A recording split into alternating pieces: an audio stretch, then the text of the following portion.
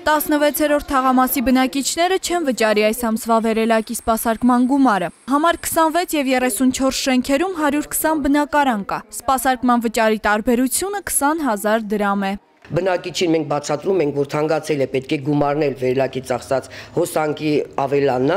ինքը մեզ պատասխանում է, բայց հեռուստացույցով հաղորդեցին 7 դրամ։ Իսկ ձեր հաշվարկով ոչ թե 7 դրամ, այլ 20 դրամ է դուրս գալիս։ Միշտ մեր շենքում շատ է եղել վերելակի հոսանքը։ Եղել է ուրիշ շենքերում 50,000, 45,000, մեղր եղել է 65,000։ Ու հիմա 85,000, 86,000 վերելակի հոսանք է գցում։ 26-րդ շենքի բնակիչներին ու համատիրությանը զայրացրել է այս ամսվա 80,000-ը։ Համատիրության ղեկավար Անահիտ Թորոսյանը պարբերաբար դիմել է Էլցանցին։ Պատասխանը մեկն է եղել։ Միշտ իրենք պատճառաբանում են, որ բնակիչները գողանում են։ Եթե բնակիչը գողանում է, բնակիչը երբեք առանց էլեկտրիկի մասնակցությամբ նա երբեք այդ բանը չի անի։ Շենքը բնակեցվել է 1987 թվականին։ Բնակիչներն ամեն վայրկյան ապրում են այն լքելու տագնապով։ Հոսանքի լարերի 29 տարվա մաշվածության հետևանքով պարբերաբար հրդեհներ են բռնկվում։ 3 մետր էսկոմ արդեն գազի տրոբեկն է դրված։ Եթե այդ հրդեհը հասավ այստեղ, ամբողջ թաղամասը դոմինոյի նման պետք է պարկե։ Առաջ անգամ լսում, որ կրակ վառվի հոսանքի տատանումից, հոսանքի տատանումից կարա ձեր սարքավորումը զրոն թույլ լինի եւ այլն, տեխնիկական խնդիր ունենա, որը էլեկտրոցանցի տիրույթից դուրս է։ Համատիրության ենթակայության տակ գտնվող 12 շենքի վերելակի ամսական գումարը 900,000 դրամ է։ Բնակիչները հաշվել են, եթե նրանք վերելակի ծախսի դիմաց ամեն ամիս վճարեն 80,000, ապա յուրաքանչյուր բնակարան մոտավոր հաշվարկով ստիպված կլինի վճարել 2500 դրամ։ Մինիմում 20 բնակարաններ դռները փակ են, չբնակվող բնակարաններ կան։ Վարձով բնակարաններ կան, կամ ապրում են, կամ չեն ապրում։ Բայց սա աբսուրդային թիվ է, 87,000 դրամը։ Եթե գիտեք, ըստ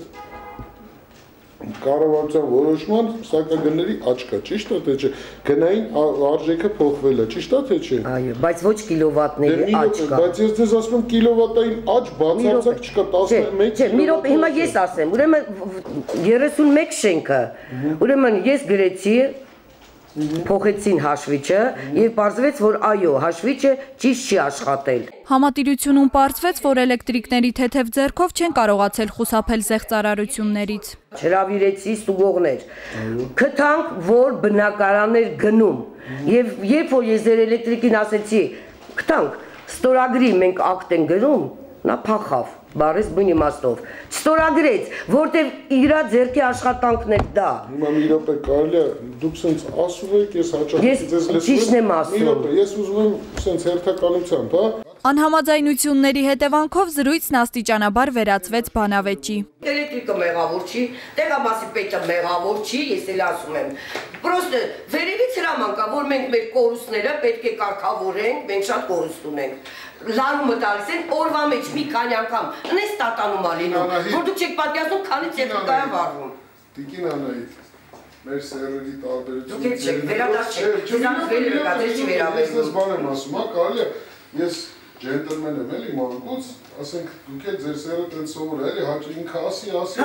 հիմա ես ձեզ ասում եմ վստահ, ձեզ վստահեցնում եմ, ուրեմն մենք կորուստ չունենք։ Հերոսութեցու հաղորդում դները բարձրանում կորուստների համար։ Մի րոպե։ Պարոն Թադևոսյանի պարզաբանումը կրկին չհամոզեց տիկին Անահիտին, որոշեցին տեղում հաշվարկել։ Արդյունքում պարզվեց այս ամսվա տարբերությունը 600 դրամ է։ Բոլոր պարզաբանումներից հետո կողմերը եկան ընդհանուր համաձայնության։ Ուսումնասիրություն կիրականացվի։ Պարոն Թադևոսյանի կարգադրությամբ ամեն ամիս շենքի վստահված անձինք համատիրության ղեկավարի ներկայությամբ կգրանցեն երկու շենքերի վերելակների ծախսը։ Արդյունքը պարզ կդառնա ամսվա վերջին։ Անի Օհանյան, Նարեկ Եղիազարյան, Գառնիկ Նահապետյան, այսօր։